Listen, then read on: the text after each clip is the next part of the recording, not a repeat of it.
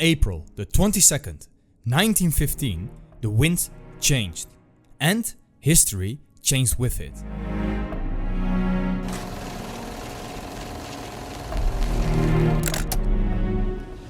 By the spring of 1915, the Western Front had frozen into a brutal stalemate. Nowhere was it worse than around the Belgian town of Ypres during that time, where the Allies held a vulnerable bulge in the Allied lines. It was called the Ypres Salient. On the German side, frustration. The trench war had stalled. Artillery and machine guns ruled the battlefields. The question was, how do you break the deadlock? The answer came, and it was terrifying.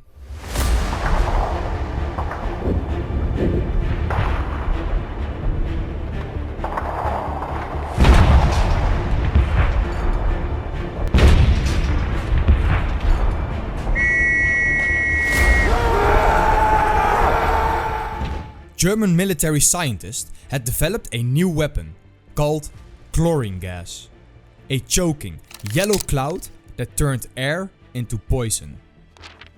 They had tested it in small amounts, but now they were ready to use it on a massive scale.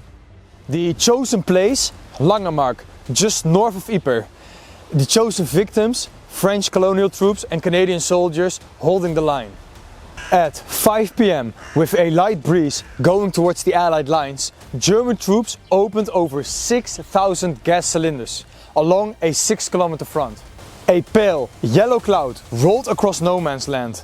And at first, the French and Algerian troops didn't understand it. Some thought it was smoke, and others just stared and watched. Then the gas hit, and all hell broke loose.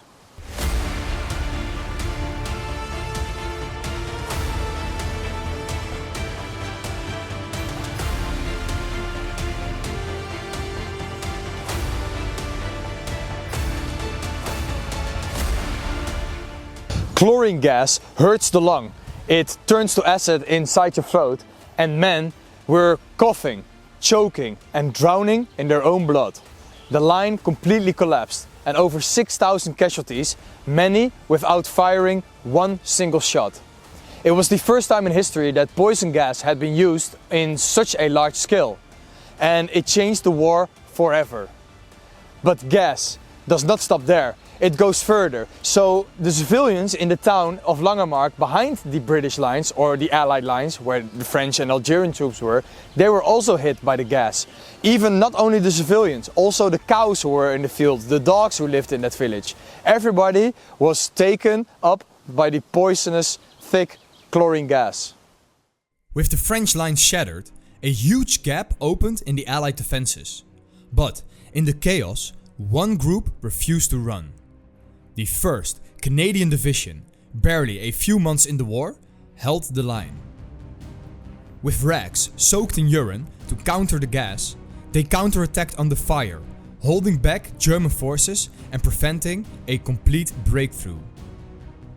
The cost was staggering, but the Canadians became known for their grit and their sacrifice became part of their national identity. News of the gas shocked the world. The Germans claimed it was retaliation, a scientific necessity. The Allies called it barbaric, inhumane, and a violation of the laws of war. But soon, they too would start using gas, because once the rules of war broke, they would rarely be put back together. And by the end of the war, over 1.3 million soldiers would be wounded by gas, and more than 90,000 of them would eventually die because of that gas.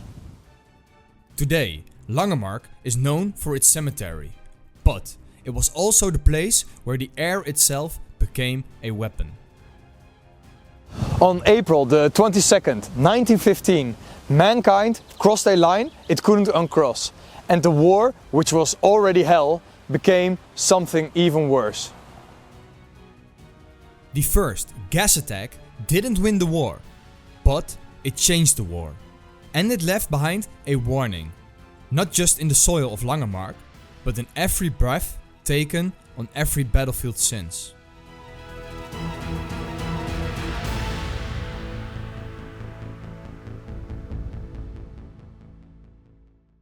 So the first gas attack of World War I happened at this exact location around the Langemark cemetery. It is just insane to think about that actually the first time the famous gas attacks in World War I for the first time happened here, and that you can just visit a place like this and that we know these stories. I can show you a picture which is on the wall at the beginning of the Langemark cemetery. There you see a gas victim and it's absolutely horrifying. So if you have a weak stomach, now look the other way, but if you want to see it, here's the picture. Like I said, it's absolutely insane. So this is a place, if you ever come to Ypres, visit this place as well. You know now multiple stories of what happened here at Langemark, so you are more informed of when you actually visit this site here.